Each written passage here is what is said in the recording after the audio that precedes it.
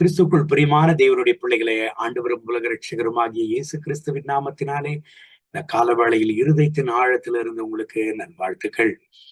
மத்தேயு எழுதின சுவிசேஷம் 24வது அதிகாரம் 42வது வசனத்தை வாசித்து இந்த நாளுக்காக நாம் ஜெபிப்போம்.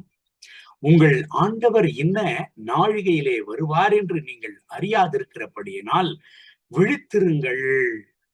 ஆண்டவருடைய பிள்ளைகளை, ஆண்டவராகிய இயேசு கிறிஸ்து அவருடைய வருகையை குறித்துதான ஒரு ஓமையை சொல்லிவிட்டு இந்த மகத்துவமுள்ள வார்த்தையை சொல்லுகிறார், விழித்திருங்கள் என்று.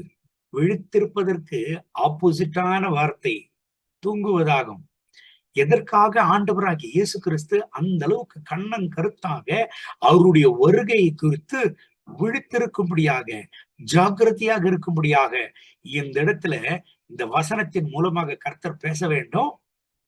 கடைசி காலங்கள், கடைசி நாட்கள், வருகையின் நாட்கள் சவாலான நாட்களாக இருக்கும் என்பதை இந்த மத்தேயு எழுதின சுவிசேஷம் 24ஆம் அதிகாரத்தில் ஆண்டவராகிய இயேசு கிறிஸ்து உரைத்திருக்கிறார்.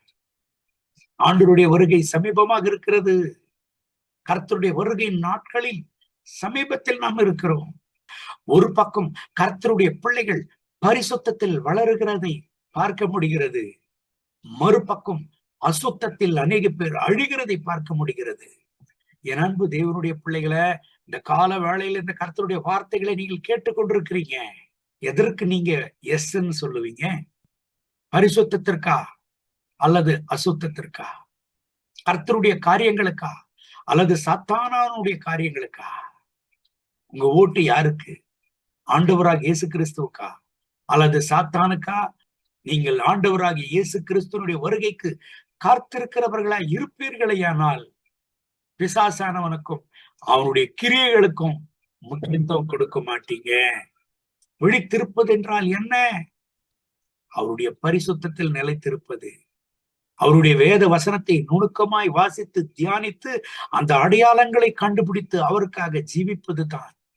இந்த நாட்களில் ஒரு பக்கம் உலகம் விஞ்ஞானத்திலும் உலகம் மயக்கத்தில் ஓடிக்கொண்டிருக்கிறதை பார்க்க முடிகிறது, மறுபக்கமும் கர்த்தருடைய பிள்ளைகள் கர்த்தருடைய திருசமூகத்தில் கர்த்தருக்காக வாழ்கிறதை பார்க்க முடிகிறது. நீங்க எந்த கூட்டத்தில் இருக்கிறீங்க? ஆண்டவருடைய கூட்டத்தில் இருக்கிறீங்களா அல்லது உலக பிரகாரமா வாழ்ந்து கொண்டு சாத்தானுடைய கூட்டத்தில் இருக்கிறீங்களா? இன்றைக்கு கர்த்தர் உங்களை பார்த்து எச்சரிக்கிறாரு. தேவனுடைய பிள்ளைகளை, விழித்திருங்கள். ஆண்டவராகிய இயேசு கிறிஸ்து சீக்கிரமாய் வரப்போகிறார், சீக்கிரமாய் வரப்போகிறார். கர்த்தருடைய வருகை குறித்து அசதியாயிராதீங்க. உங்கள் குடும்பத்தில் உள்ளவர்களுக்கு கர்த்தருடைய வருகையை குறித்து சொல்லுங்க. உங்கள் உற்றார் உறவினர்களுக்கு, உங்களுடைய எனஜன பந்துக்கள் யாவருக்கும், நண்பர்களுக்கும் கர்த்தருடைய வருகை குறித்து சொல்லுங்க. ஆண்டவர் உங்களை ஆசீர்வதிப்பாரு, ஆண்டவர் உங்களை பயன்படுத்துவாரு. இந்த வசனத்தின்படி கர்த்தருடைய திருப்பாதத்தில் நம்மை நாமே ஒப்பு கொடுத்து அவருடைய வருகைக்காக நம்மை நாமே ஒப்பு கொடுப்போமா?